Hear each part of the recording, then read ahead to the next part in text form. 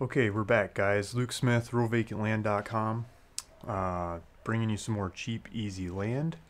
And this is part two of a two-video series about doing a live mailer in Pima County, Arizona. The first one got cut short. I didn't realize my wife and kids were throwing me a birthday party, and I was trying to do a mailer. But maybe I need to set up like a recording light or something so people don't come in my office and I'm recording. I don't know, I'm still learning. So One of the on-air lights. yeah, on air light. So I got Jason Lydiard on the line, and hopefully everyone can hear him, they can hear me. And I got the live thing going on YouTube, and so far it doesn't look like anybody's chimed back in, but I'm sure someone might log back in there eventually. So I'm going to do a little bit of a recap. Jason pulled up a bunch of data. I'm going to go kind of faster through this. Pulled up a bunch of data on Pima County. We did a histogram of what kinds of properties there are, different kinds of zoning. So there's a bunch of different kinds of zoning in Pima County, and we're focusing in on rural home site because that's where most all the records are. We were talking about the zoning in Pima County, not zoning, the splitting laws. I got the Pima County Minor Land Divisions ordinances pulled up on the screen. And we're digging into this one clause here called any of which is 10 acres or smaller in size. So this ordinance applies to all the 10 acres or smaller in size properties. So we're going to try to skip these rules and make stuff bigger than 10 acres. So we're going to buy bigger land that we can make 10-acre properties out of. And that's the idea. From there we went into the price, and some of the cheapest 10-acre up stuff is this 20 acres for $18,000, and it's getting close to the Cochise County line. It's on the east side of Tucson. I believe that's a higher elevation. No saguaro cactuses, you know, and it's not like the Roadrunner Coyote Desert stuff. This is not the Sonoran Desert anymore. It's getting higher up there.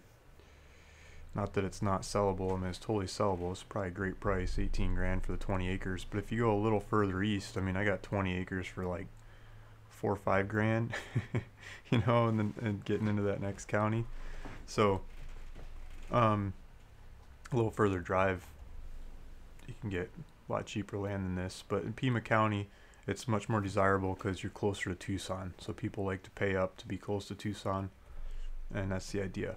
So from there, we looked up, you know, Tucson and where this one is. It's a Vail school, so it's out here somewhere.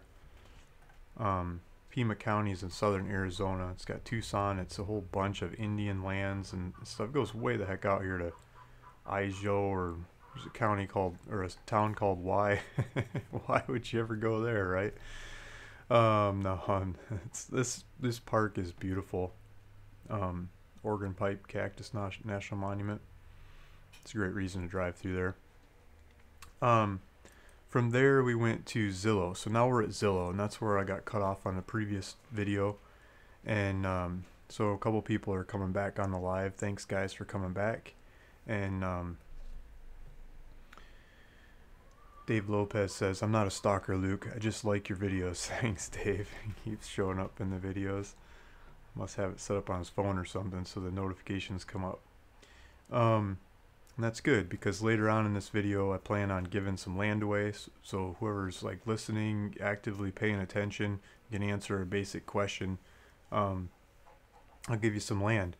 And the whole idea of me giving land away is to get your attention, first of all, and second of all is I think I'll make some money on it because I would like and hope and wish that you would have me resell that land for you, and I'd charge you half the profits on it. I mean, doesn't cost anything for the land, but you know, I'll charge you half the profits above my cost of the land. So you know, if I sell it, you'll get all the money back that I paid for the land plus half the whatever more I can sell the land for. And I think that should plant a seed and show you what kinds of spreads we can get on some of these properties, and maybe you'll buy some more of them from me, or maybe you'll tell some friends, and that's how business starts, right? So next and next and next, and I end up probably making, statistically overall, making money on giving land away. And so as I keep doing that, hopefully over time, as I get a better feel for it, I can give better and better quality land away. and attract more better quality um, friends, partners, business associates, whatever you want to call them, to do better and better deals as we go. So that's the idea. That's, I think, my value proposition, why you should watch these videos and stay tuned and watch for more of them to come. So hopefully that makes sense. And let's get back to the mailer. This mailer. Luke, do you mind if I ask a question? Ask away. That's perfect. Go for it. I would like to know if say we pick up a piece of land in Pima, Arizona, and somebody would like to, or it could be the land that you give away, or if they wanted to partner with someone like yourself, could they sell it on terms and generate a monthly recurring, I guess, a stream of income through something like ruralvacantland.com or their website and partnered with? Yeah. So, first of all, let me cover the legal side of that. I'm not a realtor, and I'm not representing your land as a realtor would do. I'm a investor, I'm a businessman, I'm an entrepreneur.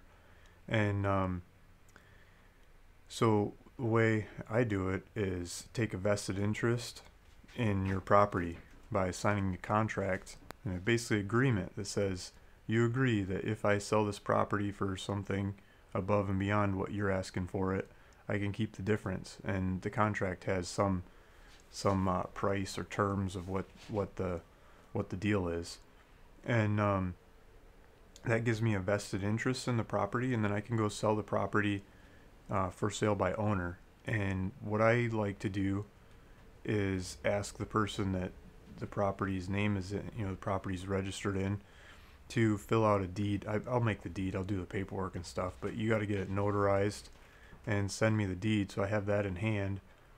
One, in case you die on me, I don't want to pay to take this through probate and everything else. And two, I don't, if you're on vacation or you go missing or disappear or whatever, and I sold the property to somebody, I want to be able to deliver to whoever I sell that property to, like, right away. I could do up a new deed and go from, I could just get it all recorded right away, like within no time problems, just make it happen. If they're paying cash, if they're doing terms like you're asking about, then I still got the deed in hand. I know I can deliver it. I just collect the terms and shuttle the money back to the person that the land's name it's in, and I try to get them all their costs back first. So let's say it's $1,000 property that they paid for, right? And I did some terms deal, $100 down, $100 a month for the rest of forever. The first 10 payments would go straight to them, right? I'm not taking any money out of that. That's getting your money back. And then after that, payment 11 to however many, 25, 50, whatever the payment plan is. Then it's basically the normal deal I like to do is I'll split that with you, half to you, half to me, until it's paid off, until the property's, until the terms are paid out, and then record it over into the person's name that's bought the property.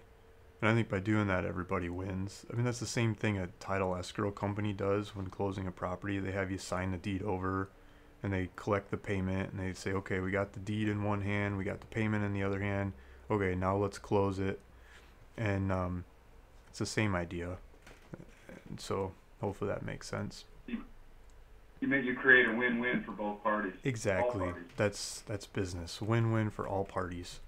And if the person's not comfortable signing the deed and handing it over, and we probably shouldn't be doing terms deals with them, and probably shouldn't be selling their land for them, and that's just how it works. So Andrew McIntyre is saying, brilliant, you get the deed transferred to you to be able to sell it. Yeah, exactly. But I don't get it recorded because maybe I don't sell the property, or maybe the person changes their mind, or something else happens, Chicken Little, skies falling, whatever happens. I can just mail the deed back to the person, or rip it up, and it never happened. And same thing with the contract and everything, just done. You go do what you want to do with your property. I totally understand. um and move on from there. So it's, yeah, works for everybody. Let's get back to this mailer. So I wanted to try to pull this off and get to the bank, because the bank, they've got a lot of my money and I want to turn it into land, and I got a bunch of deals from this weekend. I want to go get through the bank and get out to people, get people their money that I said I'd pay them to buy their land, right? So I want to do that like first thing today. So let's get this, and then I'll do that, and then I'll hit the phones and call everyone back. So we're looking for price on Zillow, and someone earlier was saying this Diamond Bell Ranch is where Homesteadonomics guy is doing his YouTube channel from, and I'm not surprised at all. I think that's some of the cheaper land in the counties. Diamond Bell Ranch, the southern end of it, especially where there's no utilities.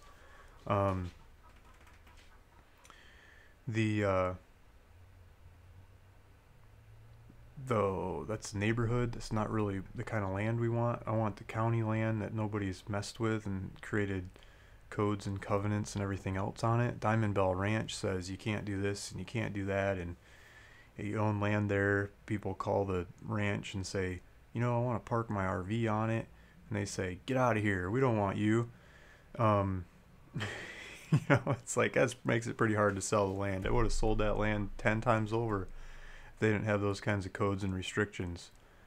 So they got a bunch of cheap land sitting there that if they change the codes and restrictions, I think it'd fly off the shelf, but whatever, different point of view. So we want the land that doesn't have those codes and restrictions, so it's not like neighborhood stuff like that. Let's look. So we're messing around with Zillow lot size. I want to, let's do, okay, lot size, here we go. 10 acres plus, and what else do we want? Basically 10 acres plus. And let's sort by price if we can. The cheapest, there we go. So if we get the cheapest 10 acre plus that's on the screen. This one's, Zillow works by what's on the screen. So I searched by the county. So they're doing the county and what's on the screen. So this stuff would be in Cochise County, and it's not on the, it doesn't fit that, but it's on the screen, so that still doesn't come up, but I don't know if that makes sense. So these ones just BS listings. They don't tell you much of anything. Zillow's got a lot of that. Here we go. 19.9. So this is the same as some of the other websites like LandWatch. 19.9 for 10 acres. This is Benson. This is in the, so the cheap, I'm pointing at the screen, you can't see me. The cheaper stuff is yeah, here's Benson, this is Cochise County, and here's Vale, where there was a $18,000 20 acre property on landwatch.com that's in here somewhere. Might be on Zillow as well. Never really know. It's quite a fractured market where real estate's listed. Let's zoom in on that area maybe. No, it doesn't come up. So maybe they got it on LandWatch but not Zillow. So let's see what else is the cheapest. I mean, $19,900 for a 10 acre lot. And it's right by... Luke, I believe that one was under contract, so wouldn't that show up under pending? It says it's been on Zillow for 400 something days, so it's obviously not a good price, or something's not, they don't answer the phone or whatever. Technically located in Vale, but accessed from Mezcal in Cochise County.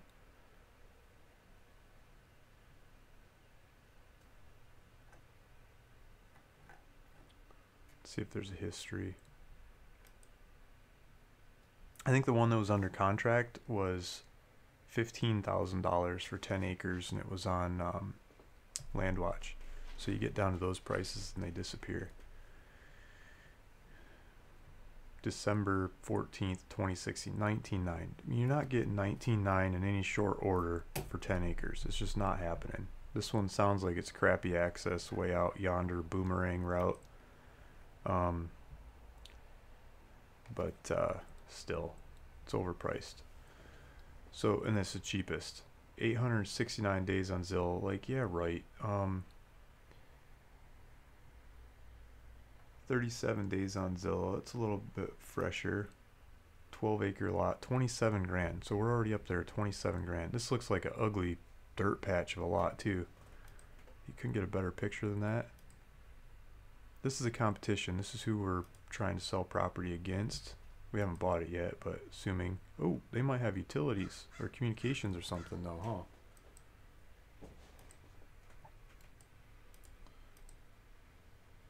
That box ups the value. So let's see what that is. Manufactured housing, okay. Peaceful rural setting. So this is, county land. Doesn't say anything about what that box is. That's underground utilities. I know, right?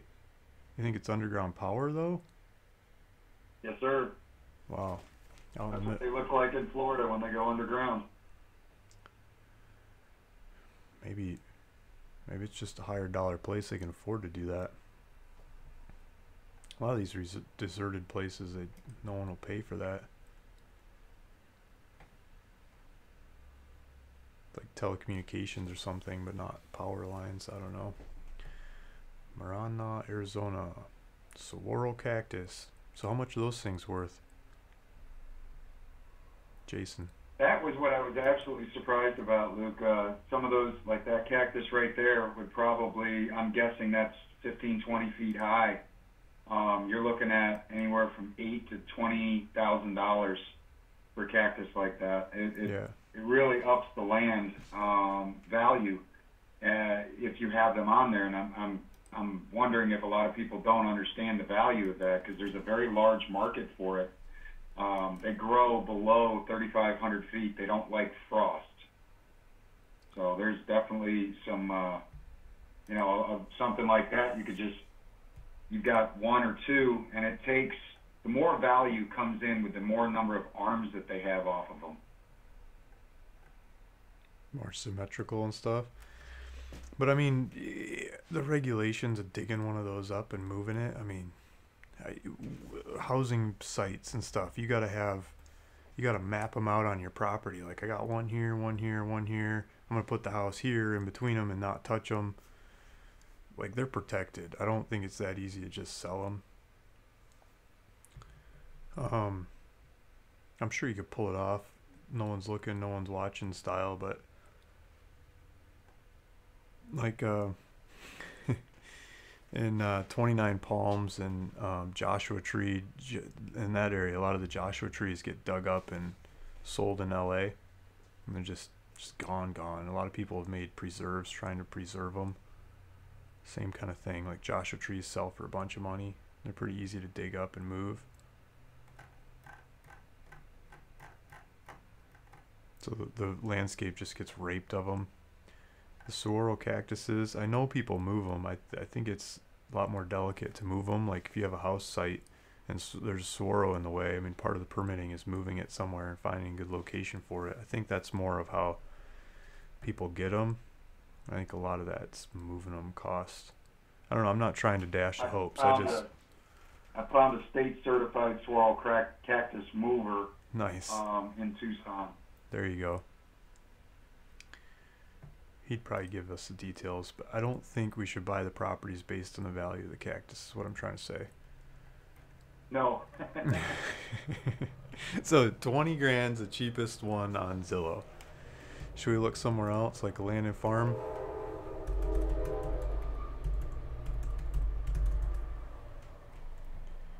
Well, I didn't do that right.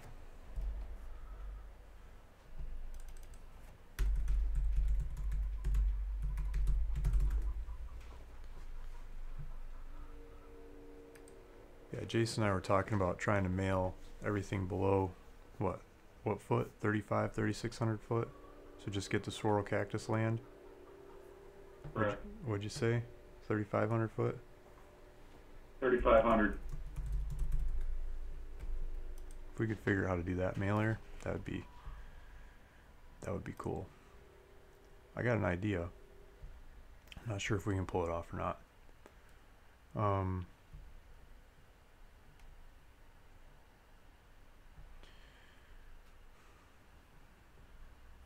I was trying to do an overlay with the section, township, and range on the elevation map on Google Earth, and they weren't talking to each other.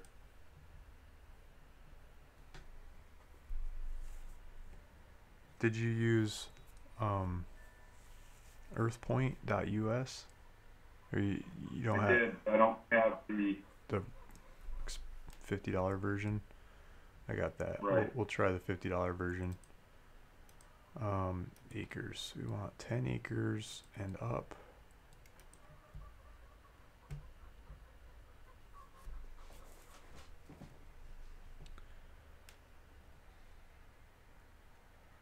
Joe's saying 45 grand for 40 acres. I should have been looking at the 40s, huh?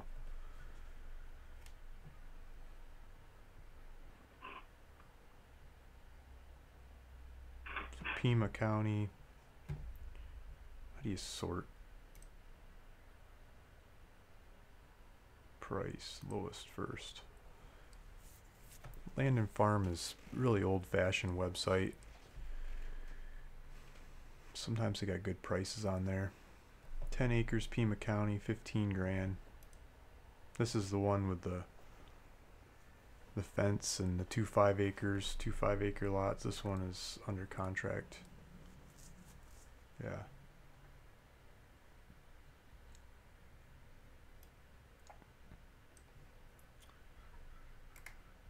Look at that. The one that actually sells, they put the APN number in the ad. So many of these listing people don't put the APN number in the ad, and you can't look up the property on your own.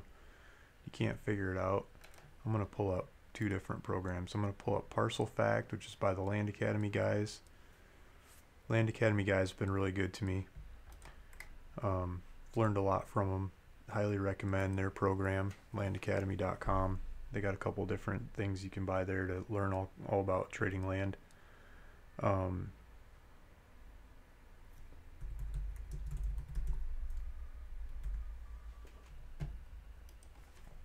They created this website. What? That's how I met you, Luke, is through their Yeah, free online community when I became a member of Land Academy. exactly. They got some good data. So they created this website. This is parcelfact.com. It used to be $100 a month. I was paying for it, and then they wrapped it into their membership program. So now it's part of the. I'm not sure how much they charge for the membership. I think they raised the price because they got too many people in it. They've grandfathered the old people in, but I think the new people pay a higher price. What was I looking up here? Oh yeah, location. So there's 2 5-acre ones next to each other here. One of them's fenced, one of them's not. It's probably the one on the road that's fenced. So let's see where this is at. So this is the one that's under contract. So it's basically sold. It's not for sale, but it tells you what kind of stuff's selling. So look at that. That's just the other side of this park. Place called Picture Rocks. Sounds pretty. Not very far from Tucson at all, really. 10 acres over there. Hopefully we can get something like that. They sold it for 15 grand. So 15 grand for 10 acres is gone. It's good to know before we buy this stuff. Agent Pro. I first got a subscription to this from Seth Williams. He had a coupon code thing. You could sign up for it. I got my old prices grandfathered in at like 18 bucks a month. Now they charge like $95 or $100 a month or something for the same stuff. So the better way to get it now is through Land Academy. You get this same software through Land Academy if you go sign up to their program. They just give it to you in a bundle with a lot of different stuff.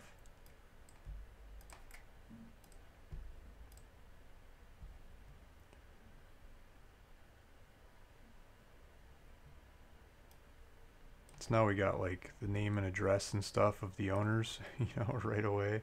The Land Academy software does the same thing. You can pull up ownership information. Well, yeah, there's a mailing address. You could send them a letter, say, hey, I want that property. I didn't realize you had a realtor. Oh, come on. When's their contract run out? Okay, let's deal it then.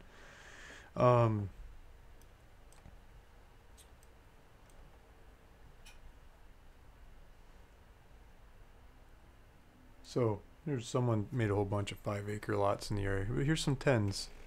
There's some 10s, couple 10s. Somebody split the area up.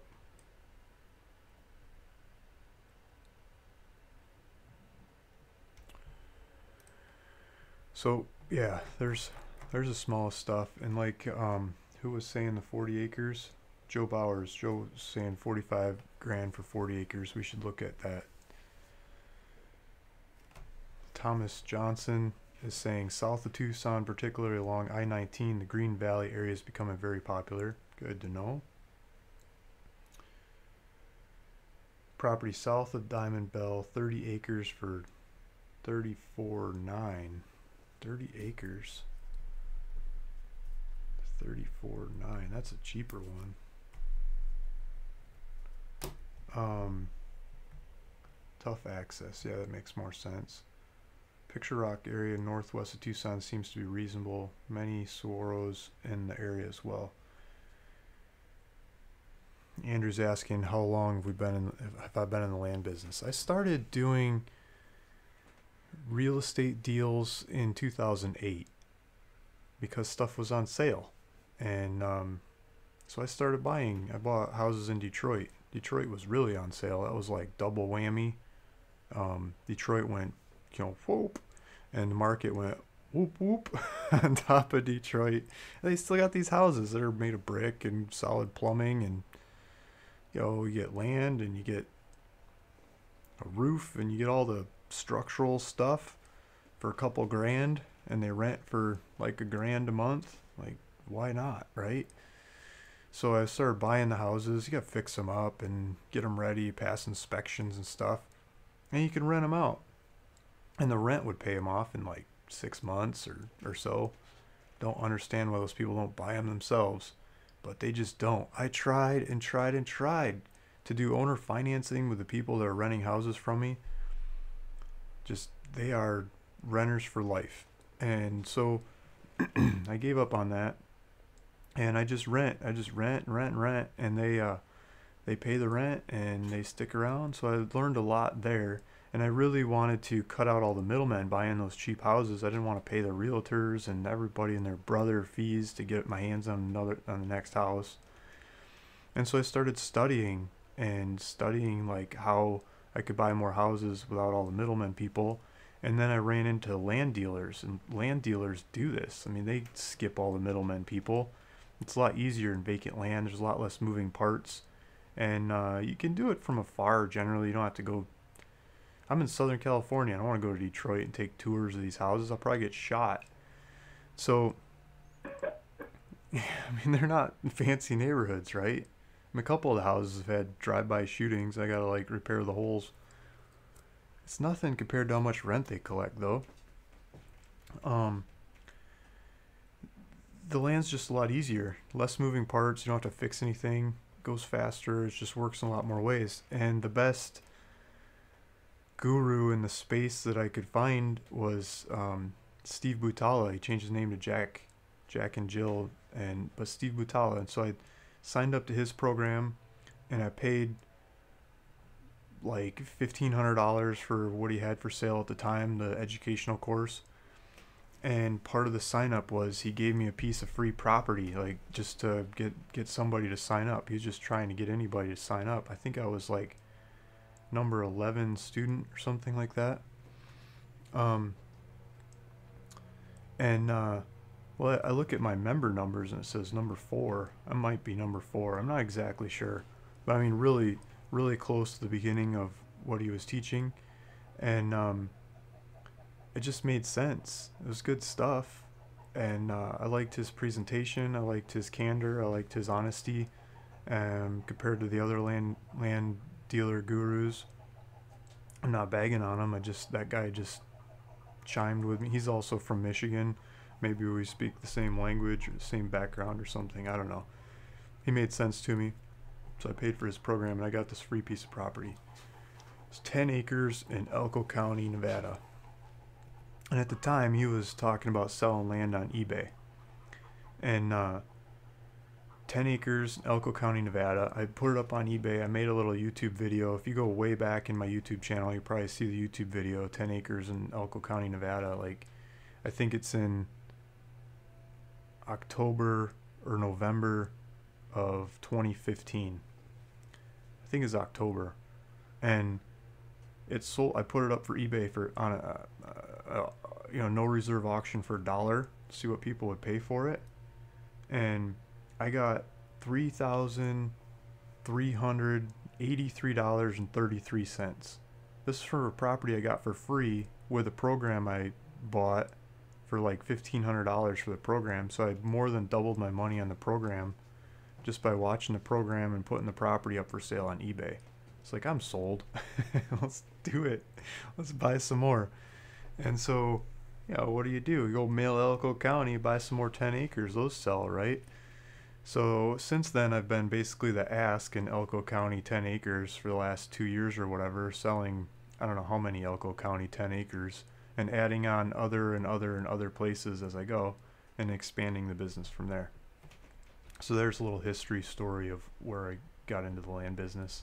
It's a little over 2 years, and I think we're figuring out the 10 acre prices, and we should look at the 40 acres like the one guy was saying, Joe was saying. So let's look at 40s. He's probably right, 45 grand.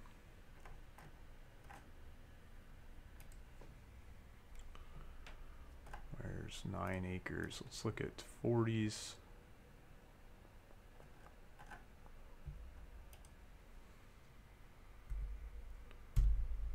38. I'm going to do 38 acres. Jason, you know why I'm doing 38 acres and not 35? I think so, but I'd like to hear it from you.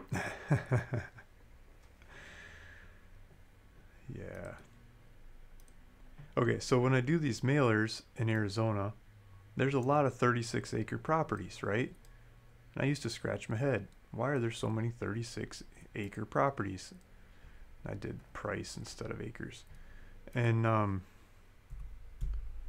then I started getting into splitting properties and reading the laws and regulations on splitting properties. And if you can make an unlimited amount of properties that are 36 acres and up, and the small land, or can't think of the right term, the small land splits, minor land splits minor land split rules don't apply. And so I'm not an attorney, I'm not giving legal advice. This is just my understanding of the laws here, guys. So don't run with my interpretation and go get yourself in trouble and blame me. But so you make 36 acres and up, and you can make hundreds of thousands of them if you want, or you got the capital and everything. But if you're making smaller ones, you can only make 5 without getting into neighborhood regulations. So there's a lot of 36 acre properties, or 36 point something. And generally those, not always, but a lot of them have CC&Rs, codes, covenants, and restrictions on them. And lots of times I'd started getting my hands on those codes, covenants, and restrictions, and they say, you can only split the property one more time, and it's got to be blah, blah, blah, blah, blah. Like, it's an extra layer of bureaucratic regulations, basically, imposed by the neighborhood. So there's like the neighborhood level, there's the city level, there's the county level, there's a state level. Like, I don't want all those layers of regulations. I'm going to get lost in there. I'm not that smart. I just want to keep it easy, right?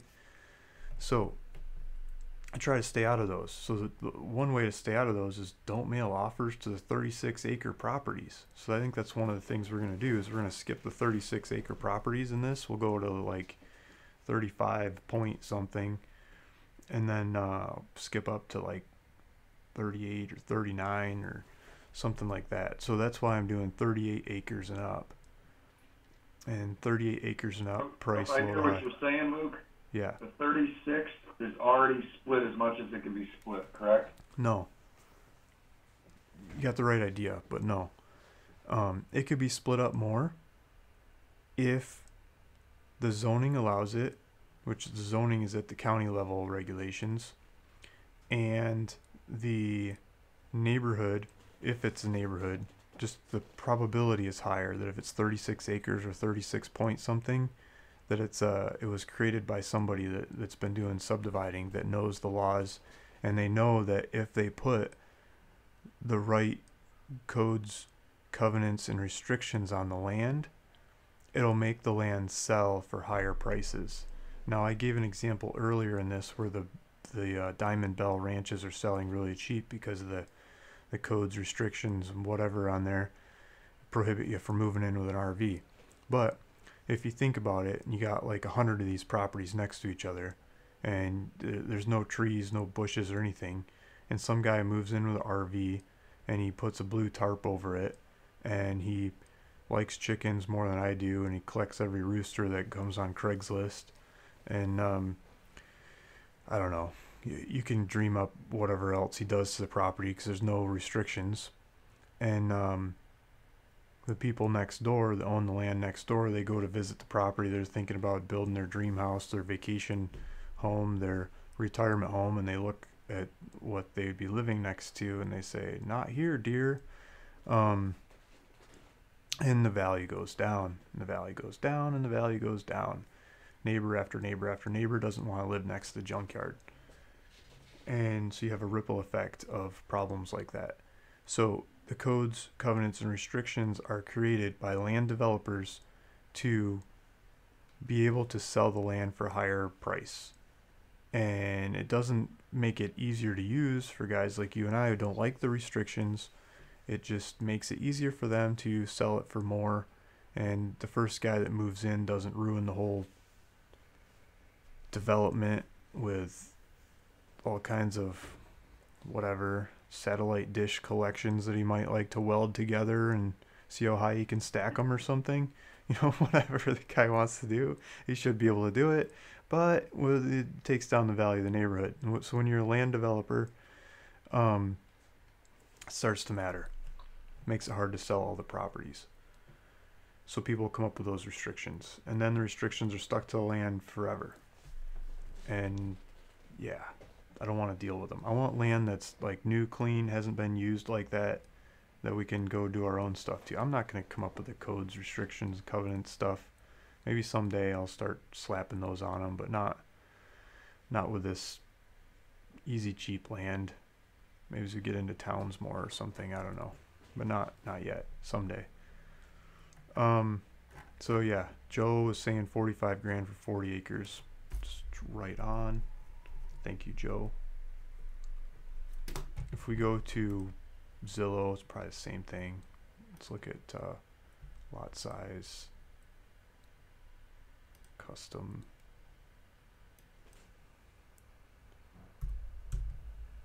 38.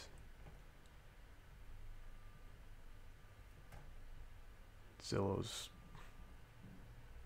on crack. 80 grand. The realtors are out to lunch. They're dreaming. A lot of this is in Vale. A lot of this is in the east part of the county, like higher elevations, no swirl cactuses. Some of it's got saguaros. Like that's just a lot of money. 80 acres, 125 grand. We might get some people yelling at us in this mailer. Okay, so where are we at? Let's look at, I think it's time to go to CoreLogic or RealQuest Pro and start studying the records and see what we get.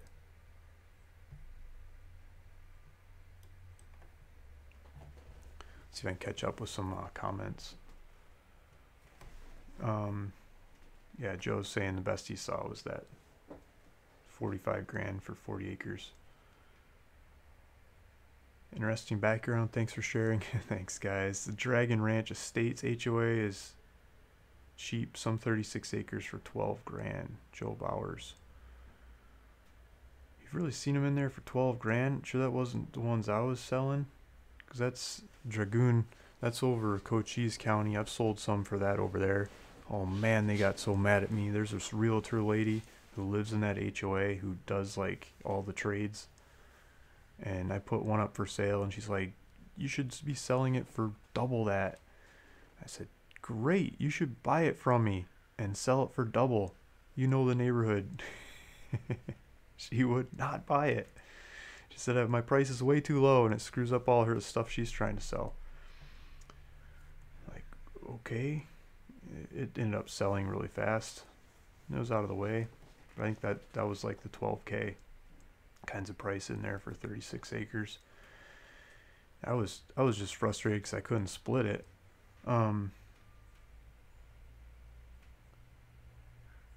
Yeah, so Jeff's saying, so why not just deal with properties that don't have all the restrictions? That's the point. That's what we're trying to do. We're trying to target the properties that don't have all the restrictions with the tools that we have. So we have limited tools to sift and sort through these properties without going like property by property. We want to do a blanket offer across all of them and systematically listen to everybody's reply and see who the cheapest properties are. Some of them are, yeah, okay, we'll take your offer. Others sign the letter, they just mail it back. Some fax it back, some email. Some people call and say yes. Some people just get really mad because, I don't know, they're mad at everything. Joe Bowers, the 30 south of Diamond Bell is really neat. North face with trees on a hill, probably sheltered from wind. Nice. 30 acres for $34.9. That sounds like, what is that an acre? That's $349 an acre. I should be able to do this math in my head, right? 34.9 divided by 30. I was way off. I don't know what I'm thinking. 1,163 an acre. And the 15 grand for 10 acres. 15 grand divided by 10. 1,500 an acre. This is gonna be some higher dollar stuff. That 18 grand for 20 acres. Oh, 900 an acre. Cheapest in this size class, 900 an acre.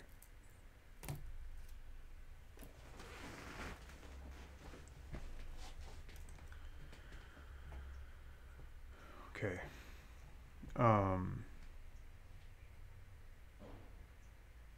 34.9. Hey Luke, what's up, folks? T Fox, hey. Smash up those likes. Thanks, T Fox.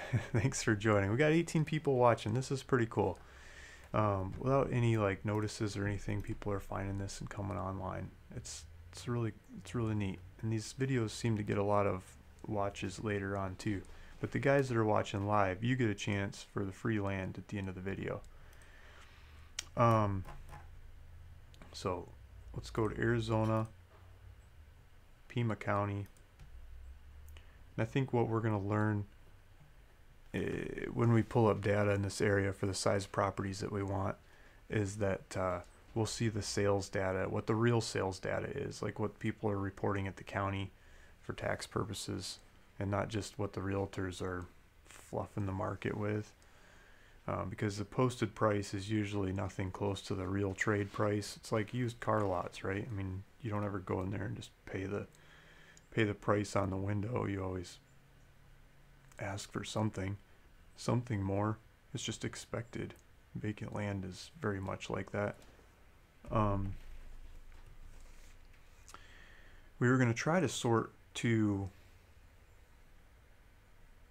elevation, huh?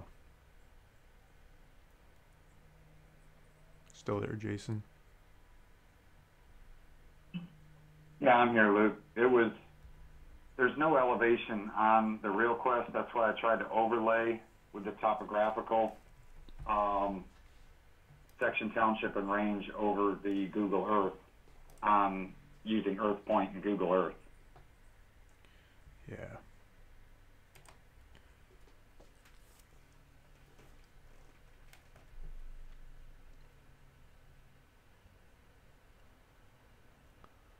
Okay, township and range.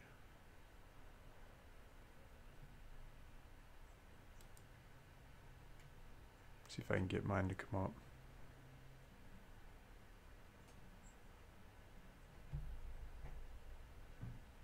Yeah, I'm signed in.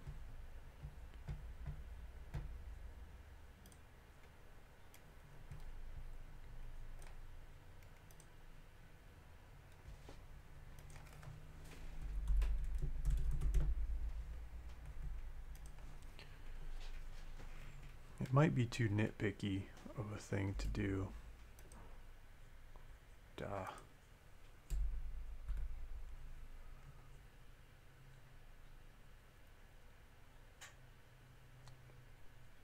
But it would be neat to get the lower elevations. I think the land would sell for more.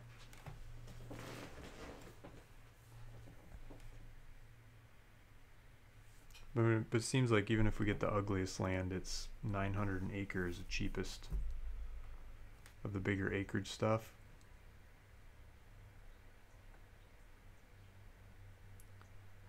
So my internet's going kind of slow because I got so much live stuff going on.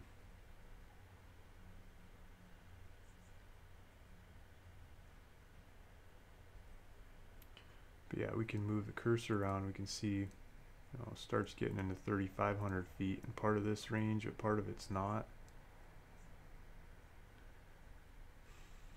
So we could type in different ranges to target the areas we wanted.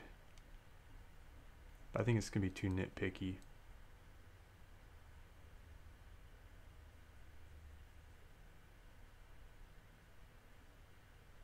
There's not that much over 3,500. I mean, there's this ridge here that goes up into the fours. So there's a ridge here, but a lot of that is probably government and Native American land. I think a lot of the private land's going to be in the valleys anyway. It is, and the average elevation for Pima County is 2,373 feet. So you got some higher, that one large ridge, and then a lot of the valley land is like that ranch site that we were talking about earlier. Okay. And then to stay out of town, so I don't want them in town with like city regulations, so I think we use the assessed values. So if we drop the assessed values, you know, we don't go to the top assessed values and top tax brackets, we should get all the stuff outside of town. So I think that should be the county without going into town. And wow, Pima County's going way up here. I don't think it goes that far north. I think I should get out of Google Earth. It's too much going on with my computer. So I think we're just going to skip that. Let's go to Arizona, Pima County. Let's do zoning code. So what's the zoning code? RH? RH is rural homestead for low density residential and agricultural. Okay. Let's see what the county has in RH. Let's make sure I typed it right. Yeah, there's a whole bunch of RHs. Look at that. It's like hitting the jackpot on a slot machine. 15,000, 17,000. A lot of them are going to be smaller, not fitting our criteria. United States of America. Tohono Nation. I can't even say it.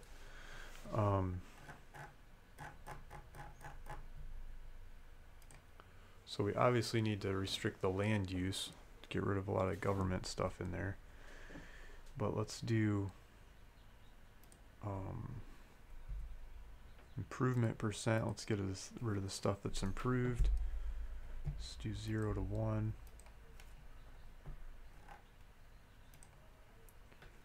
See if we still got data.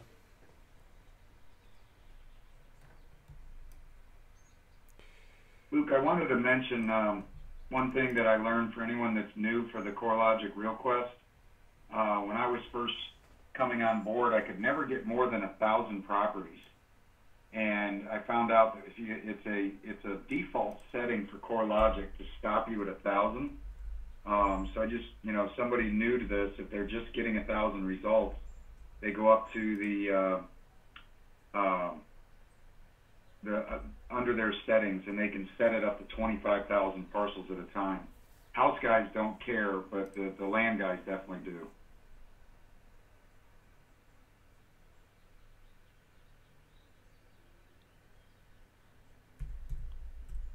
Thank you. Okay, I'm going to do 35.7. And I'm going to do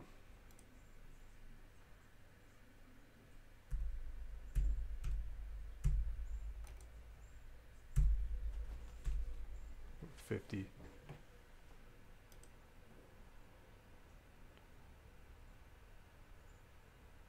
$50 acres is going to be expensive.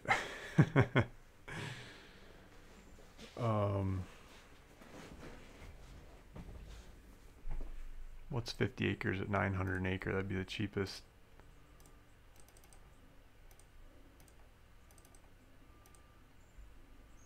I'm not doing that right.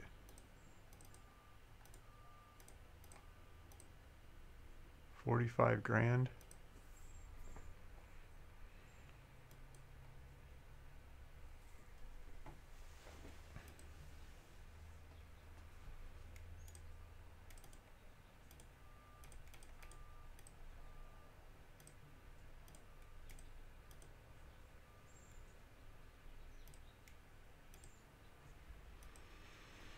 I'm just kind of seeing where we're at price-wise relatively. So if we did a quarter of the price of the cheapest one that I found out there, it'd be 200 whatever an acre.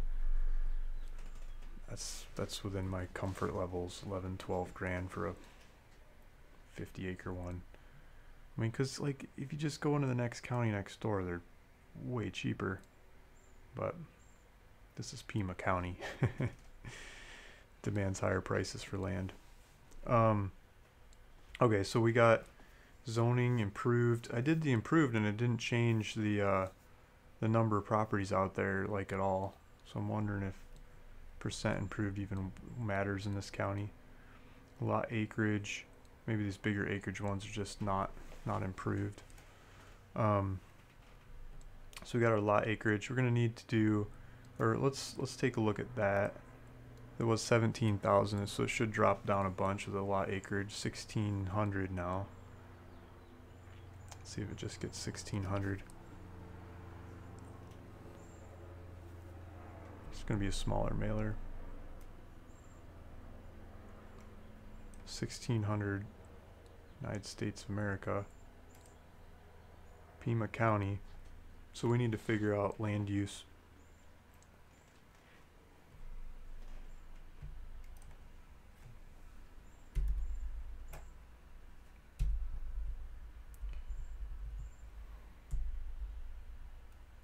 Should be county. Yeah, let's try county land use. See what we can find in here.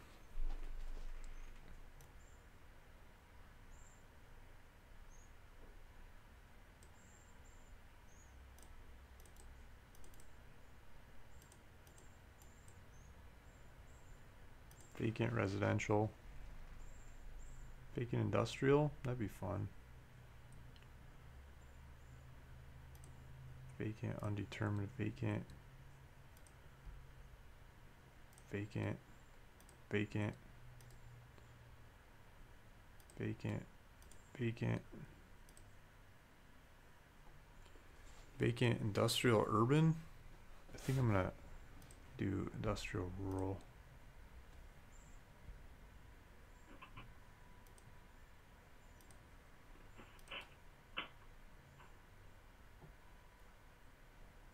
I'm going to stay out of the commercial ones this time.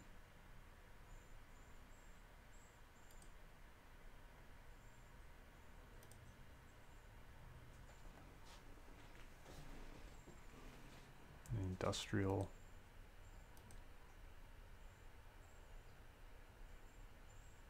Multi-family home stuff.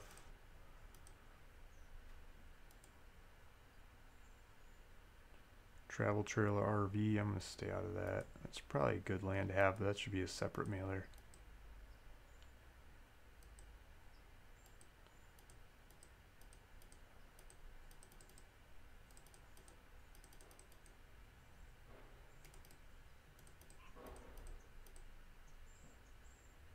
Don't want state land stuff. I don't know what the state is. Special use single family residence.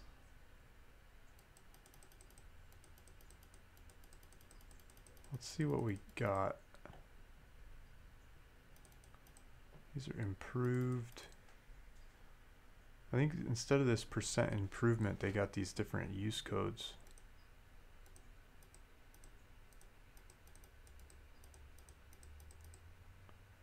Ranch property.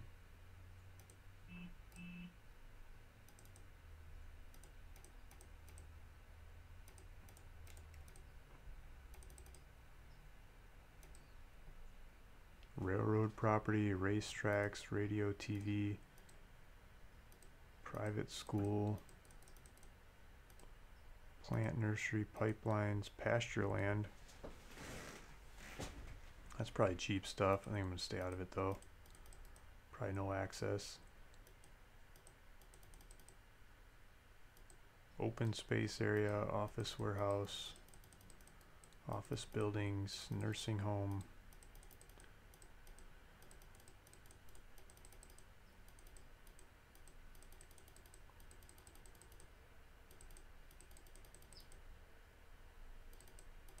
Medical. Any idea the difference between vacant land and open?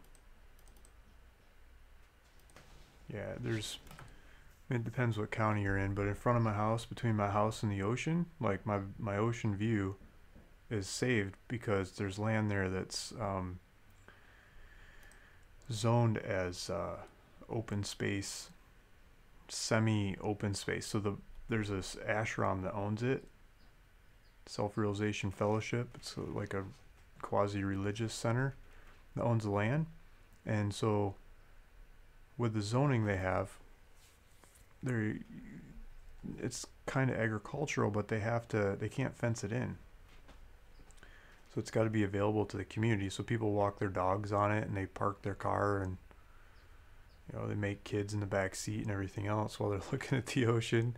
But they can't fence it in. So it's open land. They can't build on. They can't do much of anything with. I mean, they grow pumpkins for their Halloween festival and stuff like that, but I mean it's open land. Like, there's different zonings that counties have or cities have and stuff that keep land open, like keep it for the view, keep it for open space. And it's happening more and more up and down the coast, like by lagoons and by pristine looking land. I mean, they'll buy it up in front of a bunch of houses, for example, to get the view of the ocean. That's where I'm familiar with it the most. And they'll put it in some kind of trust, and they will go get it rezoned to open land so nobody can ever do anything with it. It's just open, might as well be a park. Something in between a park and just, yeah. Does that make sense? Understood. I don't really want to deal with that. Like a community, HOA community, you make a whole bunch of houses. You got some extra land that's like crappy topography. You're not going to sell it very well. There might be part of the restrictions of the community is you got to set aside open space. Like I know here in San Diego, it's the land that's the topography is crazy. I mean, they make that the open space, and then they brag about how much open space the community has, and when they're trying to get it all approved and everything, they throw this huge number of acreage of open space in there. But if you go look at the open space, I mean, it's all the unusable lots they can't sell anyway. And they'll back houses up to it, and they say, oh, you're right next to all this open space. No one will ever be able to build here. It improves the value of their land. I don't want to be a land buyer and buy that from the community. I mean, get stuck with it, right? So we get some ranch property, industrial, rural. Let's get rid of the industrial.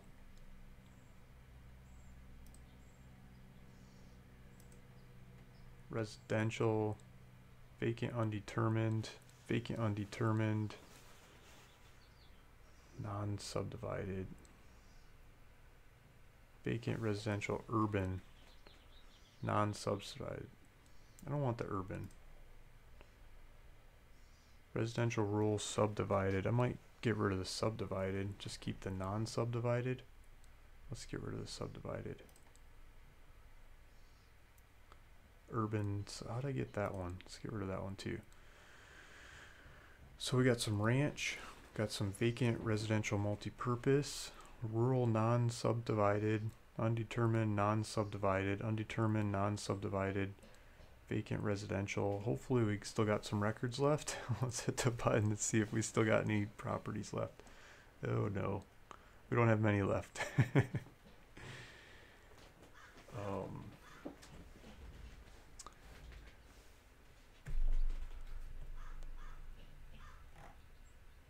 Fidelity National, but these are people, right? I mean, no more government, no more county Indian stuff. Just people's names. Pensco Trust. Put it in his IRA.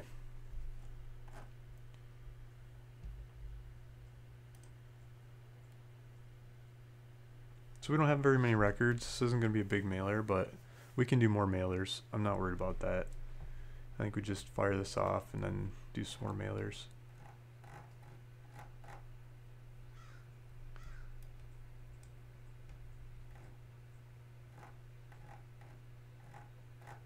Yeah, so there's a couple dupes in here. You know, some of these guys got a couple properties. We'll sand that off. Pima Mayfair Inc. That's not the city. But you know, just taking a spot check of this, it doesn't have like parks and community associations and all that kind of stuff in the data. So we're getting closer. See what the comments say, if there's any more comments in there. Yeah, 80 acres for $92,000 near Vale. Been on the market for 400 days. Yeah, seems to hold 1,100 an acre pretty good.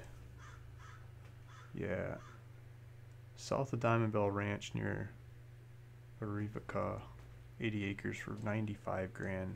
That's a little over 1,000 an acre. Andrew saying hilarious. Andrew says, when you do a mailer, your main purpose is to buy the land, but you will also offer the seller the option that you will hold the deed and sell it for them.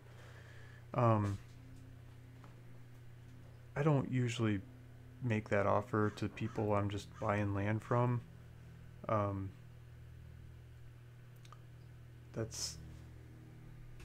It feels more comfortable for me to do that, like with land that I've already got ads for and I'm already selling it, and I've already know the land and already done the title work and everything. Sometimes I do that like when they want more money than what I'm offering. Like the part of the mailer here, the idea is that they accept the offer that I'm making. But if they come back and they're like, I want, you know, way more money, and I don't want to pay them the money, but I have all the marketing anyway, I could go market the property and see if someone else wants to pay it, and then if they want to pay it, then buy it from the person, you know, under contract, and sell it to the person that wants to buy it, like make it all happen and keep the difference. Like I've done that a couple times. So that's the idea. Yeah, if they don't sell at the low price that I offer. I mean, lots of times I just hang up on them, go to the next caller. But we can do those deals at higher prices if a person really wants and they seem good and easy to deal with, and the title's clean, and you know there's variables in there. But I don't like mail trying to get those deals. they're good deals to have. I mean, they just happen automatically with people because they're not looking to sell the property right away today anyway, and they'd rather get more money for it, and they're patient, and no one else is doing anything with the property, so why not? I mean, it's a pretty easy sales pitch to land with the people that call back. From these mailers, you get a highly concentrated shot of people that want to sell it. They really want to do something with the property. It's not like talking to every single person on the street or the county to do it. I mean, they filter themselves out pretty well. So yeah, you end up with those deals, but it's not, I don't think that's the number one point. So, Jason, you following along? You got any other questions? You got anything else we should be looking at or doing, or? We had that rural homestead, which is the low density residential / agriculture. The county regulations on something like that, I just wanted to point out that they have a minimum for these, which I think we talked about earlier, which is 4.13 acres. That's probably 75% of everything that you're seeing there. So when you do the minor land splits, maybe make a factor of 4.13 acres. That might keep that in mind. Yeah, but I think, so we searched by zoning. That's one of the criteria in the search. So all these properties should have that precise zoning. It says RH, okay. Zoning code RH. So we should be able to split them all down to 4.13 acres if we went through the county hoops to do it. We'd have to get physical access, where a truck, 4x4 truck can get in there. So that means like scraping a road if there's no roads. Have to have legal access. We'd have to, do easements. I know I can do easements, yeah, no problem. But I think the main issue there is that you got to have the county approve it. And for whatever reason, they could say no. They're like, we don't want you to do that. And there's a timeline, like how much time does it take to try it? So you buy the property and then you get subject yourself to their timeline and their approval. I don't want to do that. So if we make the ones that are 10 acres and above, we don't have to subject ourselves to the county's approval. We can just make them. I understand. Yeah. And then, if it's a 10-acre property, the buyer, if they wanted to, they could go through the county process of splitting it down to 5-acre properties, which would be above the 4 point whatever acre minimum. They could sell off half their property, right, if they wanted to. So give it to their kids. Yeah, give it to their kid. It makes the property worth more money. Because the simple math of taking it from 1 user to 2 users just increases the value.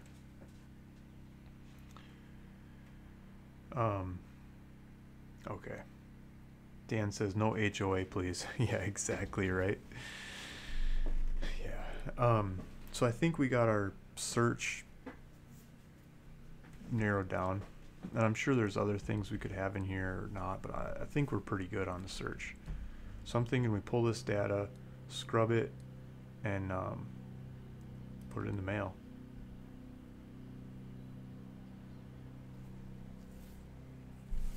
I might have to do another one later today.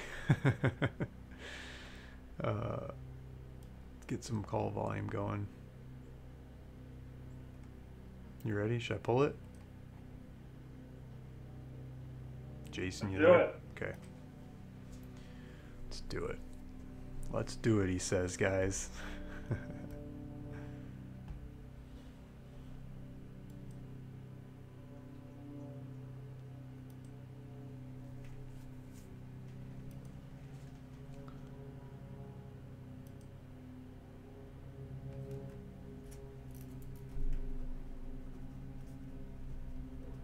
Taking some notes, how much we're paying for it.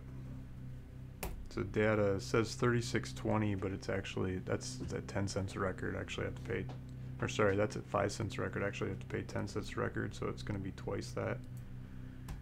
Which is, I should know how to do that, but calculator's easy, right? 7240 for the data.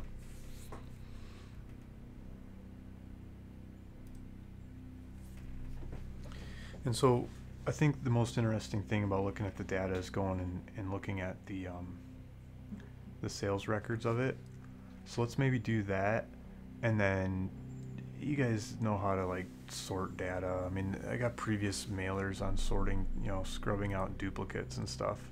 You can go learn from those. Maybe we'll cut the video off there so this thing doesn't go too long. But let's go look at sales data and kind of figure out some pricing and take it from there. So I got it on the wrong screen. I'll move it over in a second.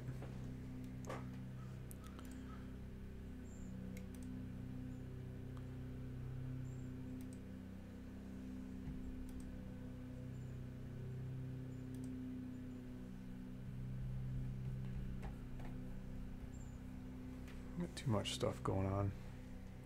Okay.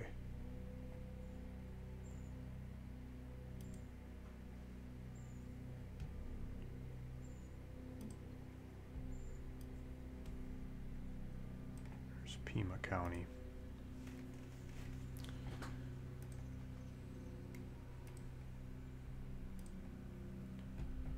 You get my dashboard back together now.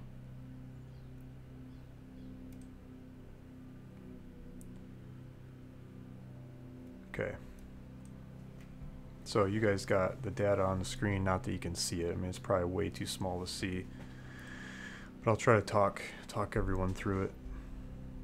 So I'm going to go, well, let me save this first. Sorry, I have my routines.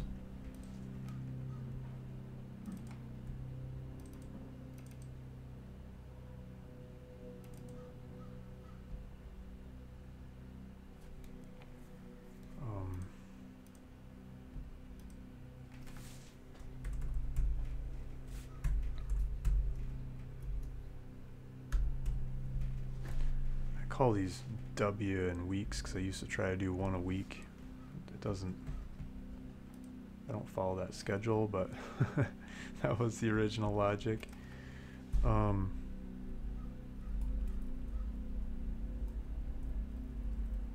So in the core logic data, I try to get all the records. There's 300 something records, or 300 something columns of data, and each county has different stuff in there. And I like looking through these to see what kind of stuff the counties have. Like this one's got acreage and square footage. It's got map reference, so it's like book page stuff going on there too. That's nice. Price per square foot. Might be a house sneaking in there. There's a zoning column, zoning RH. Air conditioning. I mean, these ones that have air conditioning, that's obviously not something we want to mail. But I'll scrape some of that stuff out of there. Single family residence, building value. I mean, yeah. So this county didn't scrape out the percent improved. The percent improved is not working in this county. I'd noticed that when I put it into the search criteria because it had the same number of records that we had, whether it was improved or not. What the heck is this? Yeah, so these are the same records. They have like carpet and concrete, like those are houses. So I'm gonna have to scan or sort by something there to pull out the houses. Like this market value, $500 next to 26,000, next to 133,000. Some more $500 ones. Parcel comments. We want the last sale prices. Ooh, here's property taxes. We should sort by that and get rid of the crazies. That'll get rid of the houses. Total value. Mortgages, there's some mortgages, we get rid of those. See how many properties we have left to mail. There's not going to be many left.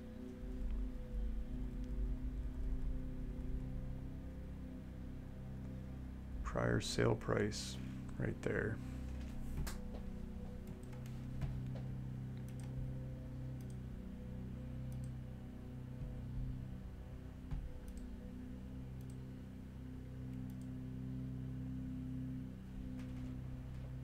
$10. I want that property. That's a sweet price. 2008. Why not? Market's crashing. I'll sell my land for $10. It's probably a typo or something. 1985. $3,000. 1980. Let's find some more recent stuff. 2000. So that's after 98. $15,000. $15,000 for one of these properties. Wonder if that's let's see what size is that.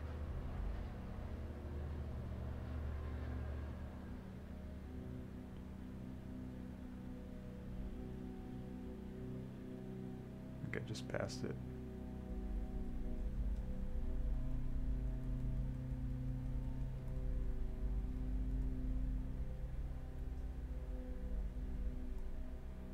$41 acres for $15,000.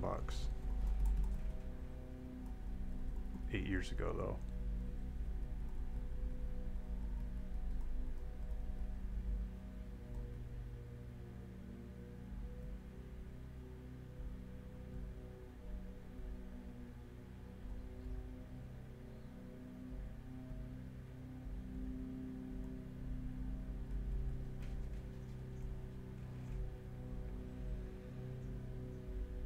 $2,000, $20,000, 25.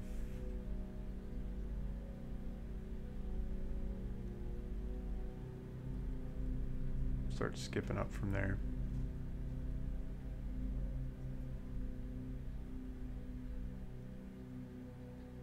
$2010, $50,000.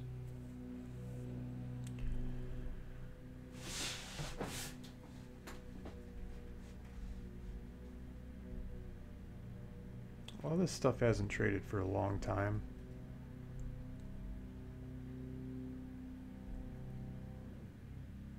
$2004, there's a whole bunch of them. $350,000. That's a lot of money.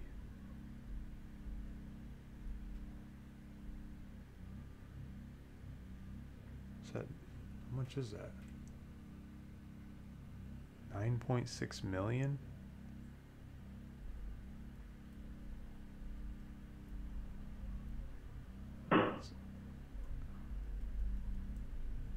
I don't want to mail $9.6 million. It's the last trade 2005. Oh, it's a multi-family. Oh no, it's a multi-property. Still.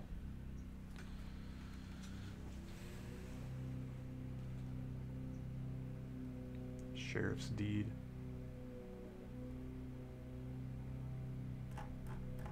Is there sometimes, Luke, that you just look at a county and say it's just not worth it, or you just spend and just try? Both.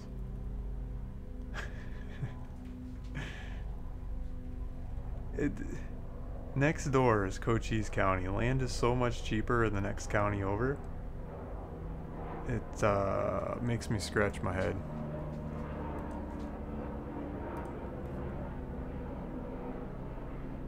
So let's take a look at this property tax stuff.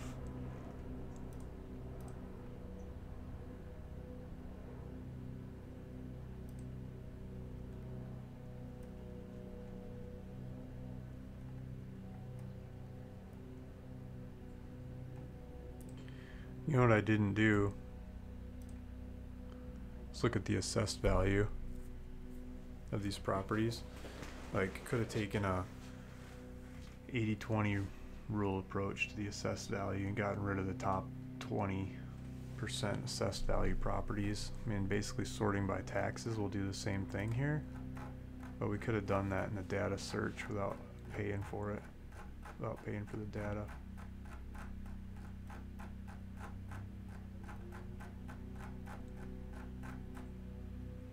Yeah, because these ones up here, like, you know, $12,000 a year in taxes. Like, yeah, right. I don't want to buy that. Let's take some views of what kind of stuff we're getting in there.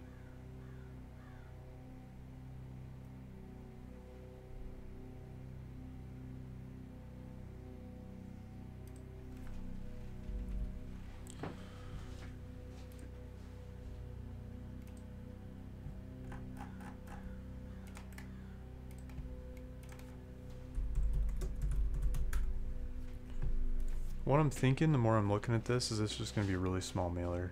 I think we just statistically take out the crazy expensive stuff and boil it down until there's not much of anything left. We're just going to keep boiling it down until there's something that makes sense at the bottom. Mail that, and then do another mailer, because I don't think there's enough data here to get a really good statistical shot at buying land. But there might still be some good deals that shine through. So, yeah. Mining and ranching, this is like, no wonder at $12,000 a year. Look at all the roads on there.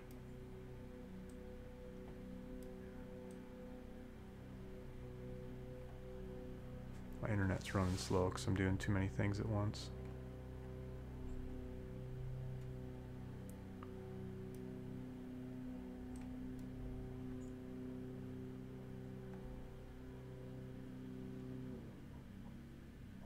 It's like a mining camp. Bunch of houses on the same property.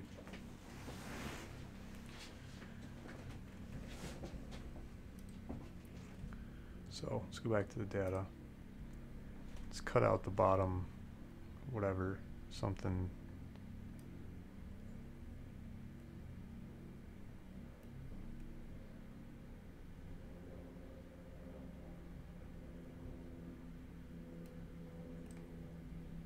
Property tax.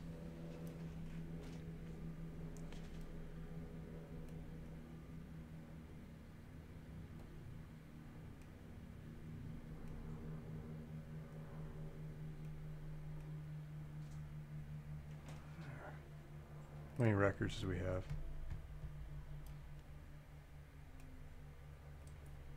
$722.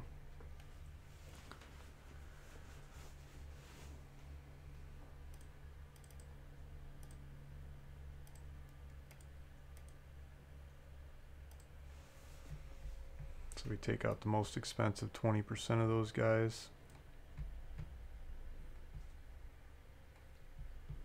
Be 577.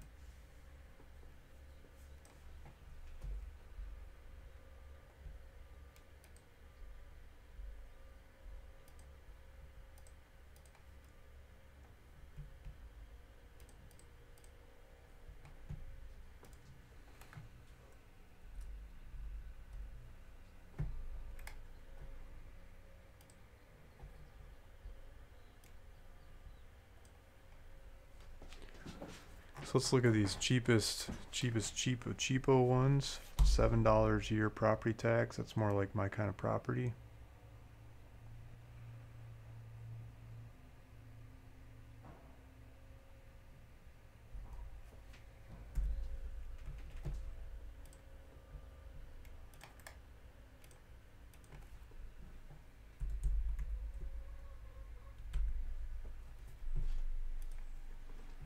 I'm starting to realize why there's not much of any Pima County on the market.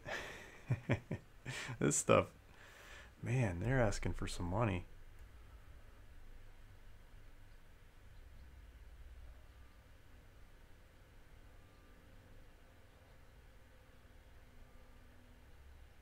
What? This looks like the same street that the $12,000 a year tax bill is on. This one's vacant. Nice empty track there. It's just like Looks like the same thing to me.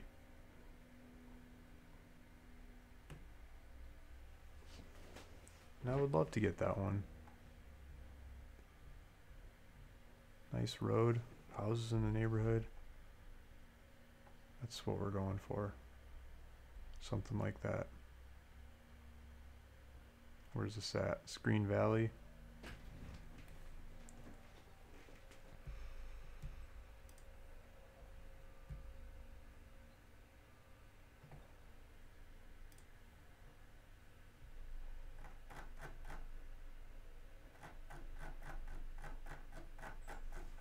So that's the low end assessed value. Let's see what the high end assessed value is now.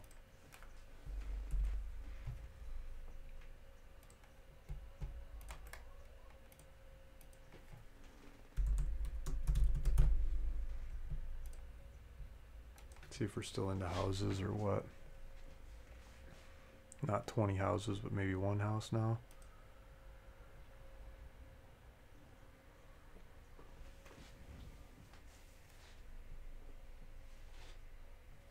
Jeff says, wouldn't it be nice to be able to do whatever you want with your own land? Would make life so much easier. Basically, that's the kind of properties you're looking for, right? Yeah, easy sell. Exactly, Jeff. Those are the easiest ones to sell. They're the hardest ones to find, but they're the easiest ones to sell. $10 quit claim to family member. Yeah, probably. That's what Neil's saying. Thomas Johnson, I sold you, Luke, that lot in Diamond Bell Ranch last August. Oh, okay. Thanks, Thomas. I had contacted 11 or 12 of the owners adjacent to that lot. Only one person expected to do anything with it. Yep. Finally sold that one. I sold it for, I think it was $2,000. I don't remember how much you sold it to me for. $700 or $500 or something.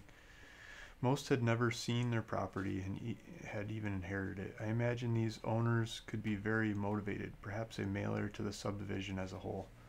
What is a good mailer size? Yeah, so 2 questions there. A mailer to the subdivision as a whole, yeah, go for it.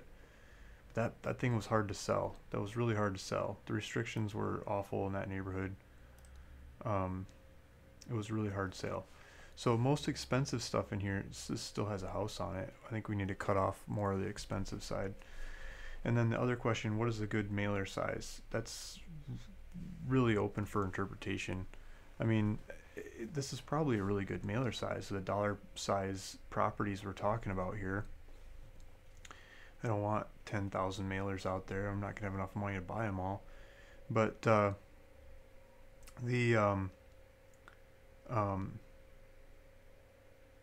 you know, it could be 10 mailers if they're really targeted. Could be 100 of them if they're pretty darn targeted. Could be 1,000 if they're something targeted like we're doing now. You know, I mailed the whole state of New Mexico one time. I mean, I had a couple partners working with me, and but I put the mailer together for the whole state and just mailed the whole state. Here's your cash offer. You know, everyone called back. That was a lot of phone calls.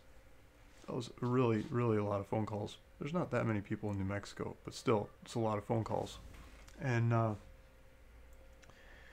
you know, I bought, one of my favorite ones was 115 acres in,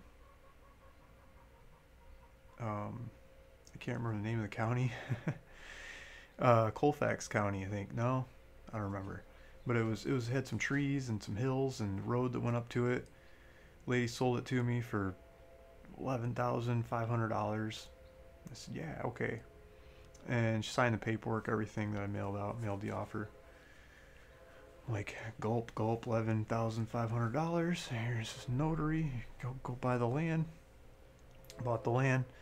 And then, you know, like a couple days later, after I got it up on the internet, one guy's trying to pay for it with his American Express card. And another guy is trying to, like, wire money. And someone else is trying to, like, send cashier's check. And the people that paid first actually did a payment plan. Which I kind of wish I got the American Express guy or the wire guy or the cashier's guy first. But the payment plan people they used to own land down the other side of the mountain. They knew it really well. They weren't very far away, and they gave me, I don't know, 10 grand down or something, and making payments for like $500 a month for the rest of forever. Um, and so, multiply the price of that thing a couple times over.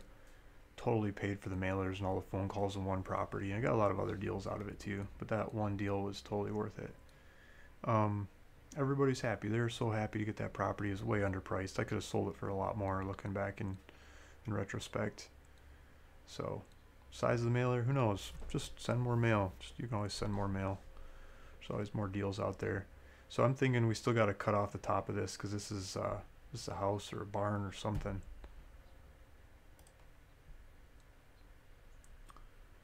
Let's see. Let's try 525.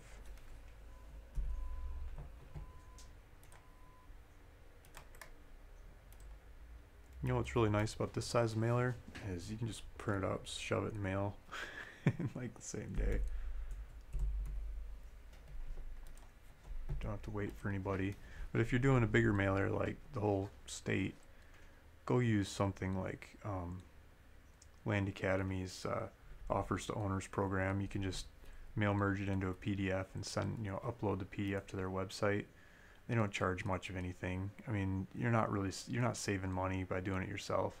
You're saving a little bit of time if you're fast, if you're good at got all the printing stuff ready to go and everything, but like they're really fast. They're really cheap. They're really easy. There's no point of doing your own mail. This looks like an awesome property here. Road, no house. So let's not get rid of that one. That's not what I wanted. This one.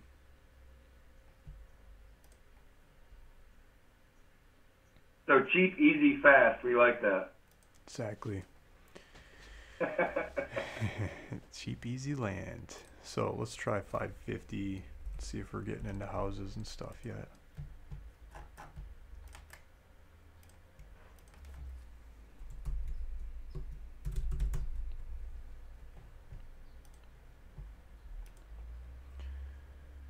So this county has zoning data, but it doesn't have the assessor's improved percent data. Every county is different, right? So it's like, oh yeah, let's do this county because they got the zoning data, but then they don't have the approved. Improved doesn't work, so we're messing around with houses.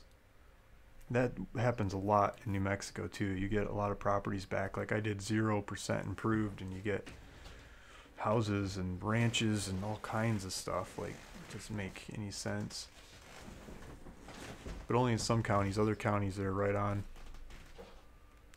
Oh, look at that one. Yeah, that works. What size is this? This is going to be like a neighborhood, 36 acre style, huh?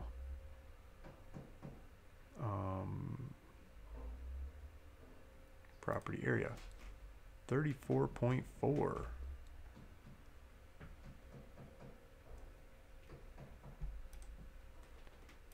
So we've got a legal address.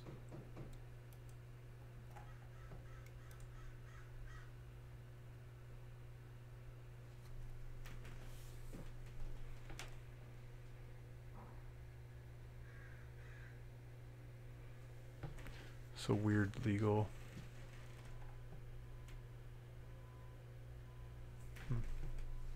Okay, I think we'll still keep that kind of data. So 550 works, 576 doesn't. Let's try 565. This isn't going to be precise, but it gets us a lot closer.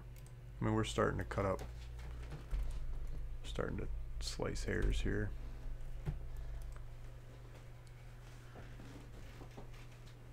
And the video goes on and on. The bank's been open for 45 minutes. I didn't go buy the land I wanted to buy yet. But that's okay.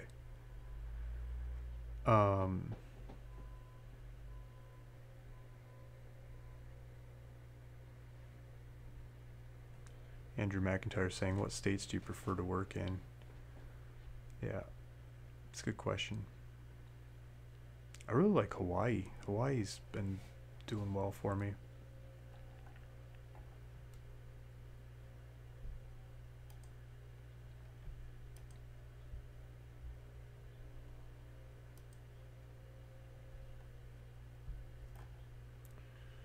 I mean, this stuff totally works too.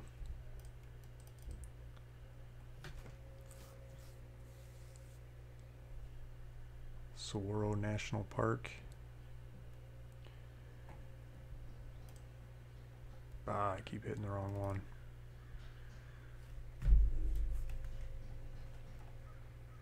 Maybe we just drop that one off the end there.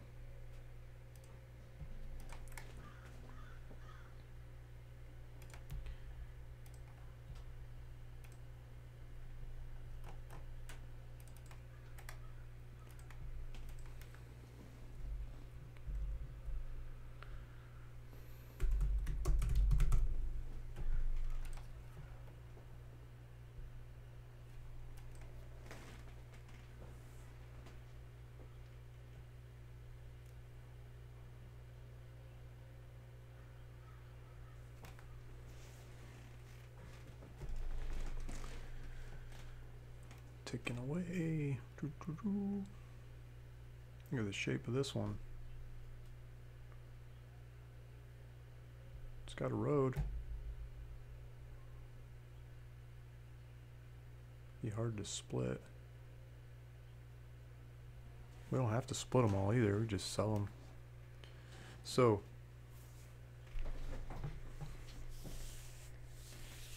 if we sold two 10-acre properties, the cheapest out there seen is $900 an acre. Well, yeah, like 18 grand. It's like 9 grand a piece. Everything else seems to be, or sorry, yeah, 9 grand, like $900 an acre. Everything else seems to be more than that. So I think if we can come to market at 900 an acre or less, this stuff probably flies off the shelf. So if we went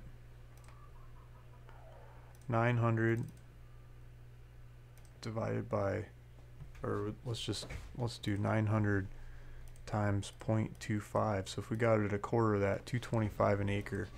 So if we got 225 times 20 acres, it'd be $4,500. I'm totally happy paying that. And then you go sell them for, you know, half the market. Times that by 2, we got one of the 10s, and then,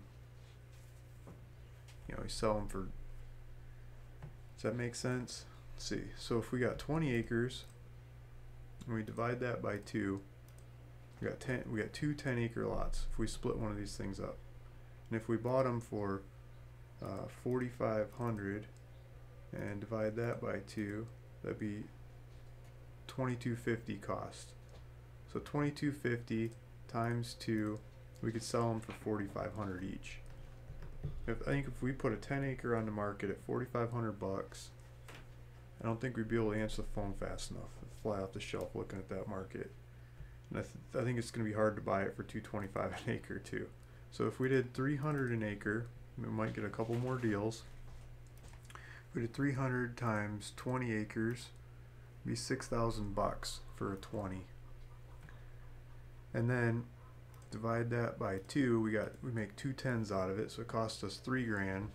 And then if we double our money on each one, we sell them for 6. So if we sell a 10-acre for 6 grand on the market that we bought for 3 grand, or we made for 3 grand, we could double our money with being like, you know, land prices. No one else be anything comparable to that.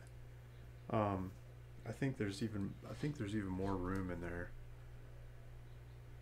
because I think if we came out at like 7,500 for a 10, I think that would still fly off the shelf. Divided by 2, it's $3,750 for a 10. Times that by 2, we got $750 for a 20. There's $7,500 for a 20.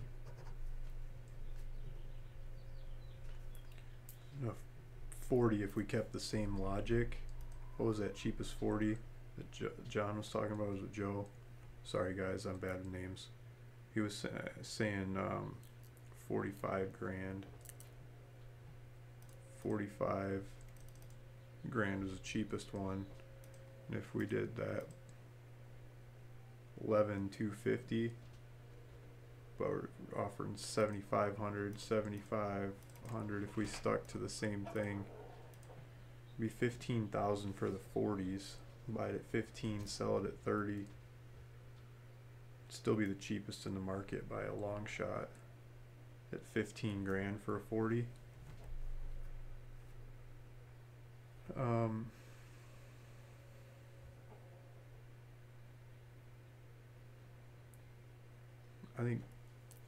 I think we could do that. So if we spent 15 grand on a 40 and we split it, if we were able to split it 4 ways, you know, if it's not crazy topography or something, divide that by 4. You got 3750 for a 10. That takes us right back into the same math. This is, you know, offer for 7,500 bucks at 10. You know, if you cut that thing up a couple ways, I'm liking that. That's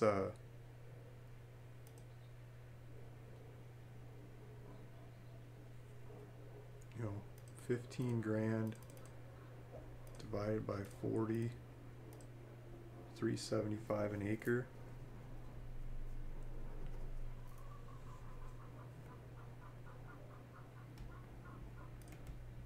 $375 times 10, yeah, 375 times 20, 7,500 bucks or something in between there.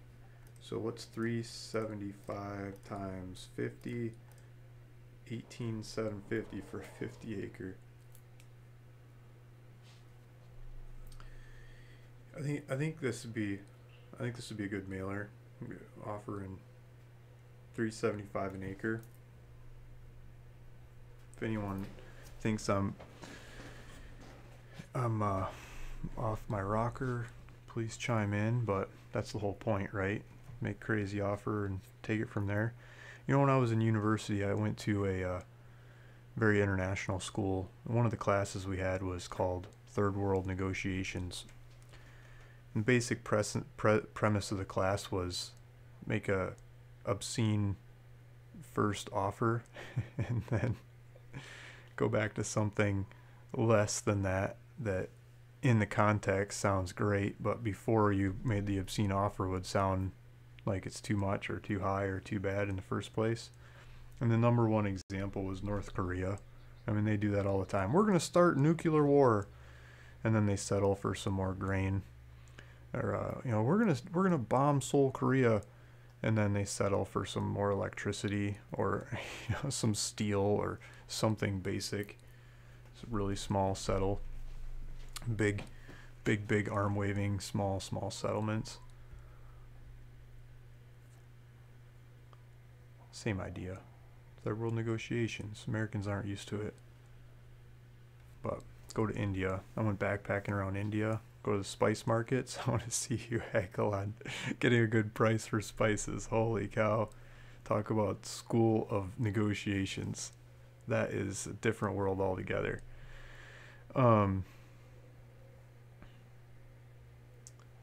Kevin's saying, Luke, there's a lot of good deals in Spur, Texas. Where's Spur, Texas? Is that a county? That philosophy is so true. Thanks. Okay, so I think we got the numbers. I think I'm settling on $375 an acre. Jason, do you have any problems with that? You're too much, too low? I'm punching the same numbers that you are. $375 an acre, and I don't believe that we put in anything. I mean, is it you're going to have a cutoff of say 50 acres or? Yeah, we only pulled data up to 50 acres, and we're skipping the 36 acre-ish ones. Gotcha. And we got the data here boiled down to 575. We haven't taken out the duplicates. We haven't taken out the international addresses and that kind of stuff. I think that's pretty basic logic. I can do that after the mailer is saying, look up Spur Freedom. It's a town. So Spur is a town in Texas. I'm not that familiar with Texas, guys. I've driven across Texas. I've like, you know, been into oil and gas deals in different places, but I don't know Texas that well. One of my first natural gas wells I ever worked on was in Matagorda Island in Texas. Never forget that deal, but it's a different story for a different day. The yeah, so I think we got it boiled down. Jason and I have to figure out who's taking calls on what. I think we're gonna split this up, put my name on some, his name on some, and split the bill up and stuff. Figure it out from there. But the I think we got the basics and the logic, and maybe I should give away some free land. I think it's time to give away some free land. So if you guys are ready listening, I gotta come up with a question for something that is related to earlier on in the video. So the reason I'm giving this land away first while I'm thinking about a question is that it's to attract your attention, number one, and also to give you a sales pitch. And I think a very well directed sales pitch that everybody wins from, it's not your classic advertising, is that I would like to resell the land that I give you.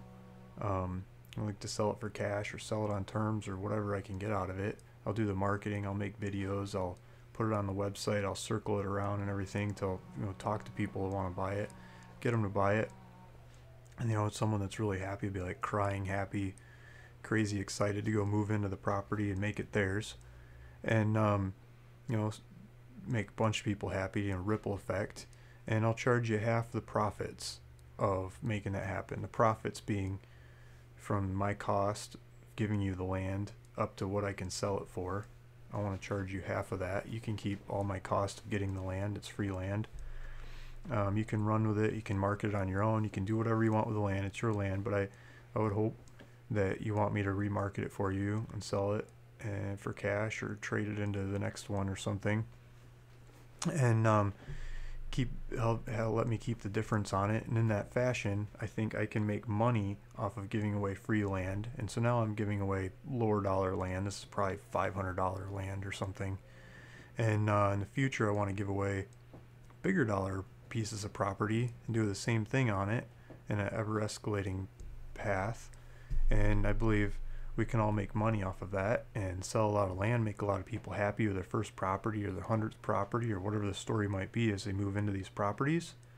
And just everybody wins setup. So that's the idea. And that's why I'm giving away land. And so I'm thinking this is the second video in a two-part series, and I got cut off on the first one because someone came to the door and said, what? It's time for what? That's the question. You got to say, it's time for what? Why did I get cut off? Why did I get pulled away from the computer? Today is Abraham Lincoln's birthday, and I've been reminded of that since I was a little kid. That's like a special day for Luke Smith. And why is that day special? And why is, today's that day? And birthday, Joe Bowers wins. Okay. So Joe Bowers, you get a free piece of land.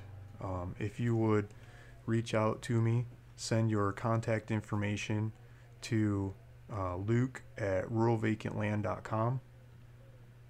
I need the title of what you want the land titled as. Your name, or you and your wife, or you and your kids, or your trust, or your company, or whatever kind of title you want the property in. I need your tax address of where you want future taxes on the property to go. And what else do I need? Your contact information will be good in case I have questions to ask you.